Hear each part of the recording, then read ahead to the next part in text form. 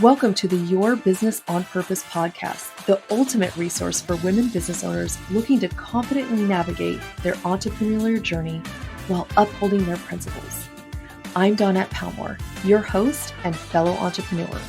Join me as we immerse ourselves in illuminating conversations with accomplished experts spanning various fields across the business spectrum.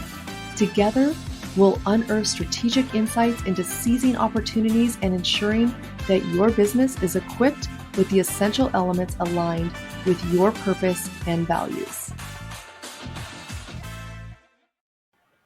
Hello, everyone, and welcome back to another episode of Your Business on Purpose podcast. I'm your host, Dawnette Palmore, and today my guest and I are going to be talking about, finances, because that's a huge part of our business, right? But before we dive into that, let me introduce her. Danielle Fehmel is a self-proclaimed mompreneur and self-professional development junkie. She is a mom to 3 little girls, aged 5 and under, married to her husband for nearly 10 years, and believes she can be both an amazing mom and an amazing businesswoman, actually.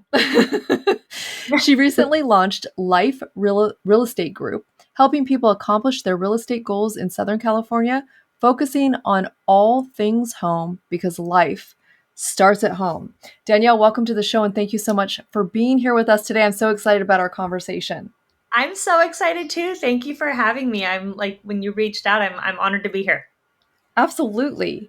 So tell us a little bit more about what you focus on in your business, because real estate is so huge. Yeah, absolutely. So I just started like you had said in my introduction, thank you so much for that. We just started, I co-founded Life Real Estate Group with my business partner, Rachel. So her last name is Lillard. So she's the L-I and I'm Femel, F-E. And so that's how we came up with, so that's how we came up with our name and everything. And we're just really taking this next step in our business where I've sold residential real estate for coming up on 9-10 years now, and just taking that next step where now I'm in a mentorship position where, bringing amazing agents on underneath me, teaching them how I've grown and built a business that's working well for me, and just teaching them the right way to do it. So we service, most of Southern California, and it's just honestly been, a real blast. We're having so much fun doing it. No, it's been fun watching you do that all on, Instagram and stuff. And we get to watch. I think it's really cool to have social media just because we can see things that we wouldn't normally be able to see, right? Because we were in a group together and I could, see things that way. But now we're not in the group, but we can still stay connected over social media. So it's so cool. Absolutely. And I loved watching you build your business. And now you have your own real estate brokerage, right? Yeah. Yeah. So it's our team. So I'm not my own broker yet. Having my broker's license is for sure on the goal list. I'm a very goal-driven individual. It's for sure on the goal list. But right now we've created a team, and we operate out of a brokerage here in Long Beach. Okay, I love that. And she said she's very goal-oriented. And what sticks with me about you is that one time you said you wrote your goals on your bathroom mirror. Yes. And they began to happen. And so I tell that story all the time to people about seeing our goals every single day and putting it there. So that has stuck with me for years. I literally, before hopping on this podcast, I'm working on my next Instagram reel that I'll probably launch it within 10 minutes of us hanging up. And it's all about my hack on goal accomplishment is keeping it visual. Like right now on my bathroom mirror, I have a little sticker that says like get after it, girl. Because I know that I'm going to be able to go get it done, but I have all of my goals written down. I have them there. I have them in my car. I have my training plan in my kitchen. I have them in my office. When I live, breathe, eat, sleep, these things that I want to accomplish, there's literally no way that you're not going to be able to do it. I have a very tiny bikini hanging up in my bathroom right now, reminding myself, girl, you want to fit into that. Like, that's a goal. It's a great visual, No, I love that. I was listening to someone this morning that says she prints out pictures of things she wants to accomplish on the internet. And she's even gone as far as cutting people's faces out and putting her face in that position that she seeks. And, everything happens, and she hangs that up. And sees her goals. So that's amazing. I love it. And we've talked about goals before, so whatever she's saying, listen to her because she's accomplished everything she set out to do. I've Thank been a you. witness to that. So follow her. We're going to talk about how to be able to get in touch with her in a little bit. But I did want to talk about how you built your business, not just to get out of a bad financial situation. You obviously built it for other reasons, but how you used it to do that, because I see so many small business owners struggling so much. Mhm. They don't have their finances in their personal life organized, much less their business life. Yeah. But you were able to actually use that source of income, which is why we sometimes go into business to make Mhm. our personal lives better. Um, how did you do that? Tell us about that journey and what it looked like So before. my when I was in early adulthood, I was very, I had gotten my first credit cards and I was like so excited and I was out shopping and doing all the things, just felt like I was like living the high life because I had this big old maximum or whatever that it was. And I just realized very quickly that how overwhelmed I was with just being in this like revolving debt that was not serving me. And it's like, for what? Like a new pair of sunglasses? Like, why am I doing this? And then my way, when I get overwhelmed, which is something that I've really had to work on as an adult, is when I get overwhelmed, I don't like, I go like, if you're, someone goes fight or flight, like I was totally a flight kind of person. I would just like shut down. The bills would come in and I would ignore them and not pay them and just kind of like out of sight, out of mind kind of thing. Yep. And which was just kind of snowballing me into this like cycle of debt. And then you look at it and you're like, I'm in my 20s and I'm like, okay, how am I gonna get out of this? And so I'm just like paying the minimum, thinking that I'm chalking away at it when I'm not really doing anything, and it's just continuing to build. And all of a sudden I was like, oh my gosh, like what am I going to do here to get out of this mess that I had created for myself?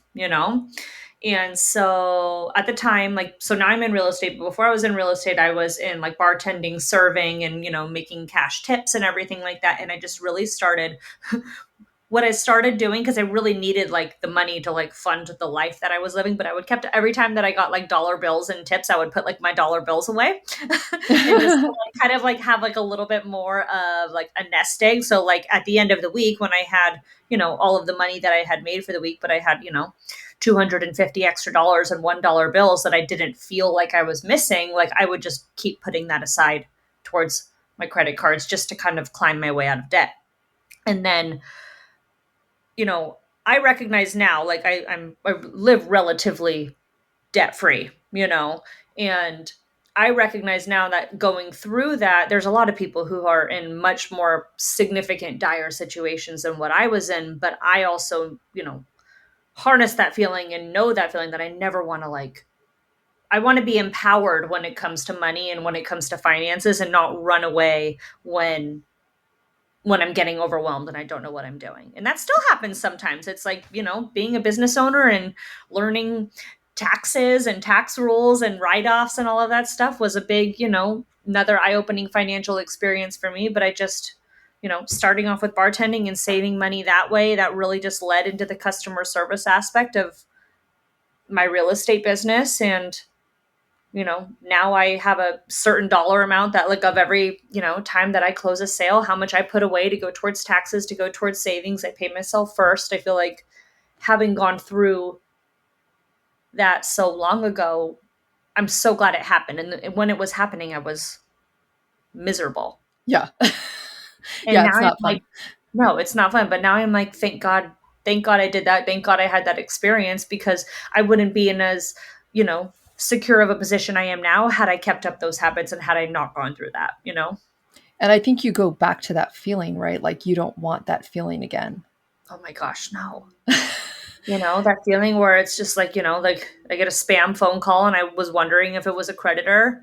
And Yeah. now I know it's just spam because I'm in real estate and all I do is get spam all day long. But like, you know what I mean? It's like it was gut wrenching. It was absolutely gut Mm. wrenching not knowing. I remember, calling my dad and asking him to send me $50, and he sent me $50, and that's what I had to use to keep me afloat through the week. And it's like that. I never want to go back to that ever again. Yeah. Teach my Yeah. kids like how to not do that. Yes. Teach them young because that's Yes. important. Yeah, Yeah. I love it. So, how I know you do real estate. You're like amazing in real estate. Thank you. And it can also I over the last few podcast episodes I've been talking about multiple streams of revenue, doing different things, doing them in your business but as well as outside of businesses, possibly starting new ones. So, how can busy business owners use real estate to further the things they want to do in this world? So, I mean, from an investing in real estate perspective, I mean, in my opinion, I'm not just saying this because I sell real estate, but I firmly believe that home ownership is an amazing vehicle in order to help you build long-term and generational wealth, holding on to properties, letting that value appreciate as you pay down your mortgage and your principal every single month. Like overall, like that is an amazing way to help you accomplish what you are looking to do in life. But beyond that, people can use that equity that they build within their homes to do a myriad of things. You don't have to just use that in order to purchase more real estate, which I mean, if you want to do that, call me and I'll help you do it all day long. But I have heard of people who are, refinancing or getting a HELOC on their property in order to fund the kitchen remodel that they were looking to do or that they wanted, like going back to school or taking the money out to put down on a new investment property that they're turning into a short-term rental or they're turning into a long-term rental for those multiple streams of income. It's just real estate is this incredible vehicle to help you build and gain more money and more wealth to help you accomplish all of those things, and I feel for most people, homeownership is the American dream. You want to own your own home, you want to own your own land. But beyond that, beyond the safety and security and, you know, that being a homeowner will bring you, once you build up enough equity in your home, you can utilize that for so many other cool things. Yeah, I love that. And I've done that. I've used the equity in Yeah, my home to purchase another home. So um, it's very I love exciting. that. It looks Um, beautiful. thank you. And it's like you said, building this generational wealth, which has been my focus for the last couple years. Hmm. Just like what things can I do to build that wealth. So maybe I'm not going to see it in my time the way I'd like to, but I'm building it for legacy, right? To set my children up, Yeah. as you said, to set their children up. And I feel like as for me with my life, like I have been called to break chains, all kinds of different generational chains, from addiction to abuse to this uh, poverty Hmm. broken mindset that Yeah. has been in my family legacy. I get to remove all those things, and that's a big responsibility, but one of those is building wealth for people to come, for generations to come, but we also have to teach them how to keep it. Yes. 100%. I relate to that so much. I really feel like, this new generation is, you know, people are recognizing the way that things, how they were done before, isn't how they're supposed to be, isn't how they should be. And women are feeling strong enough to say, like, not to be cliche because it's a movie right now, but it ends here. Like, this is it. Like, we're not doing this anymore, and just creating our own paths for our kids. And it's so beautiful and so empowering. Like, I love, like, you know, I love my family to death. Like, do not get me wrong. But one thing that I said I am going to do is I'm not going to, like, you know, this is a tangent, but like, I think I've seen my mom in a bikini like 2 times in my life, and she looks fantastic. And I'm like, you know what? No, I am not going to be the person who's afraid to get up from my towel at the beach and go and walk in the water. I want to show my girls to love themselves and love their body in all of the ways that it is. And it's like that, and financially, and like you were touching on with, abuse and like living paycheck to paycheck, like we have the power in our hands to change that and to like mold these little minds, and it's just beautiful. Yes, I love that. And we have the responsibility, Yeah. right? To make sure that we're teaching our girls to be strong and to be Yeah. bold and to do the things that bring them joy. Yeah. And like you said, I think that's, you know, self-image is just like a whole nother podcast, Yeah. but Yeah. Yeah. Yeah. I was like, this is a tangent, that's but huge. like it Like ends these, here, you know? yes, yes, we have to have it end here. And I've learned, I've had, like you, I've had multiple children. It changes the shape of your body. Yeah. It's just the Yeah. reality of it. I'm proud of this Um, body now, you know? yes, and you have to say, this body gave me these beautiful children.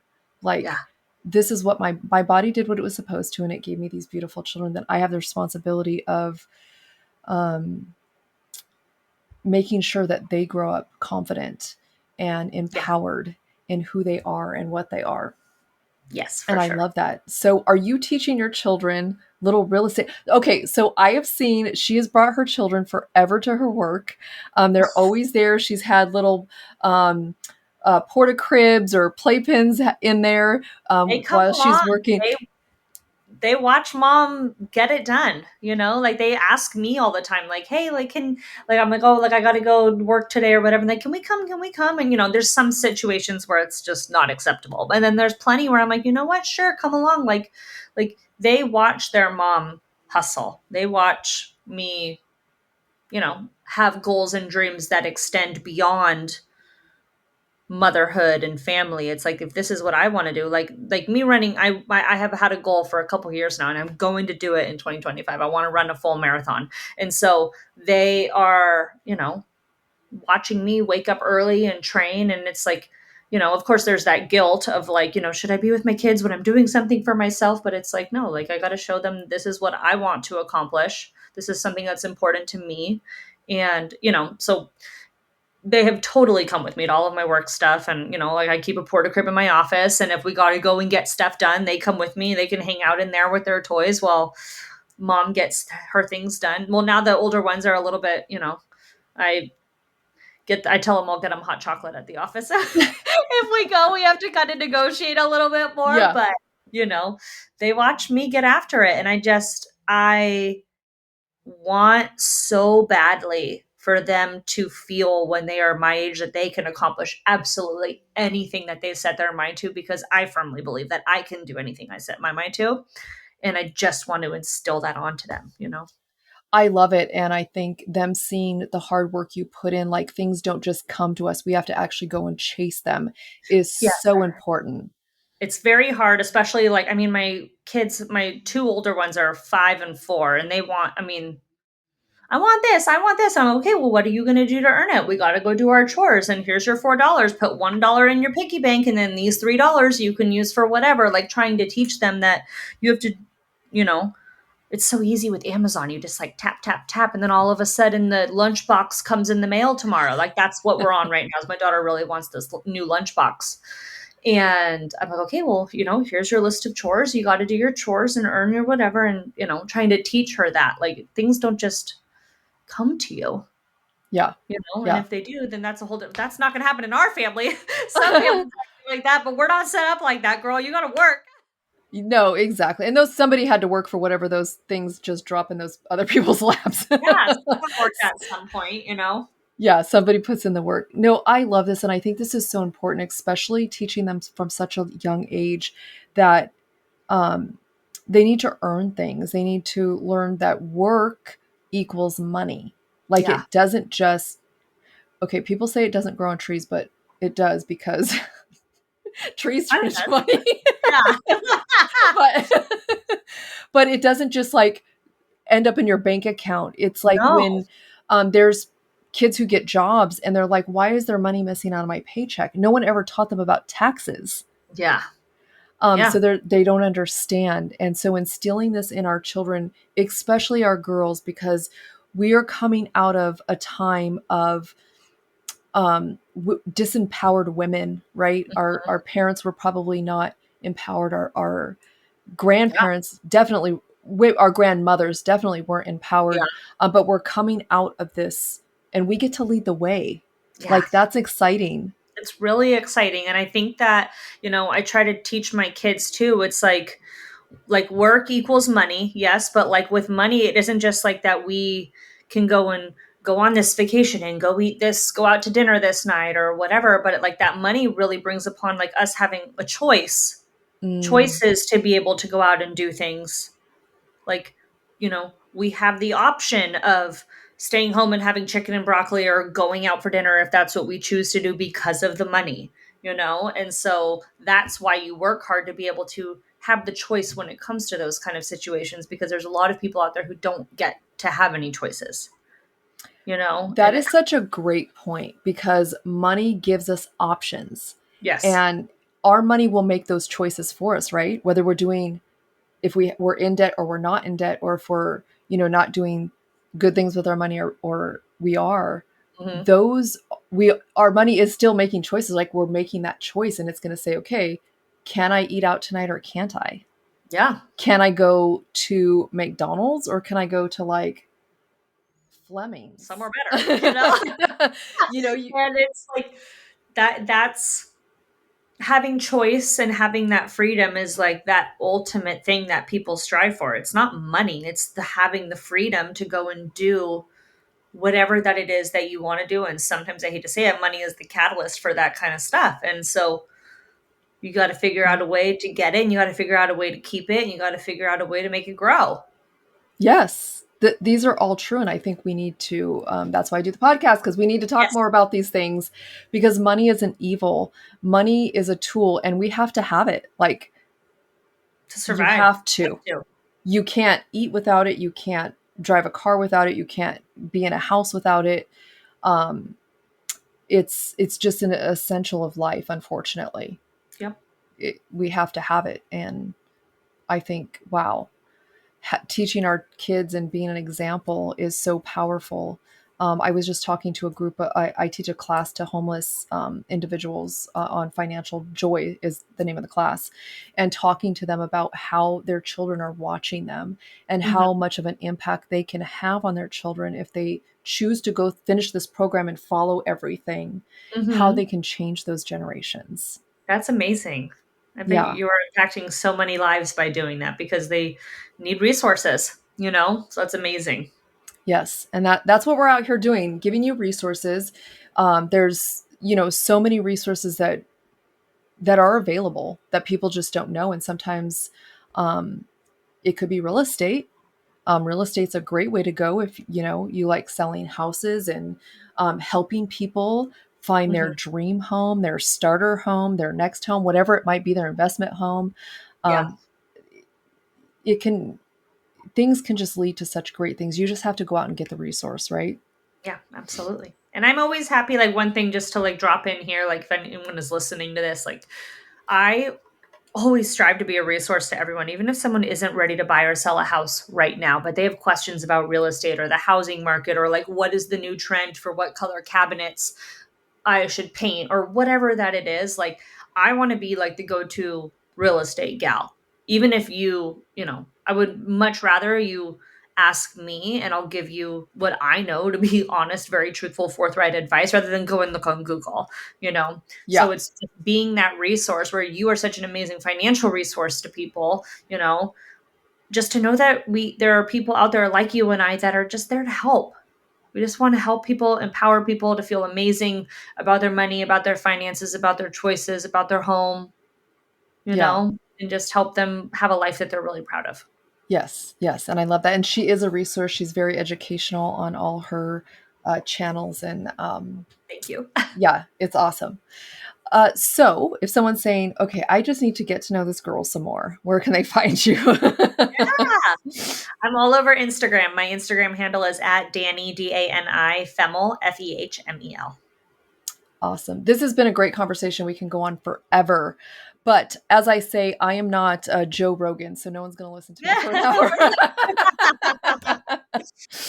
hour. So thank you guys for being here. Thank you for being here, Danielle, and talking about this. I think this was just a fabulous conversation. And as we wrap up today's episode, remember, conducting business on purpose not only fuels success, but it also propels you towards a purposeful life. So thank you again for being here. And until next time, embrace your journey of intentional business and purposeful living.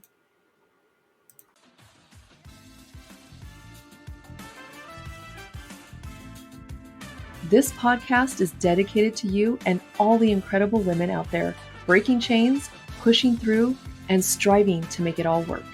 Your support truly means the world to me. Could you do me a favor? Be a gem and leave a review. It will help us reach even more women, making a bigger impact. Your feedback is invaluable, and I would genuinely appreciate it. Don't forget to hit that like button and subscribe, ensuring you never miss an episode. Until next week, live a purposeful life in both your business and your finances.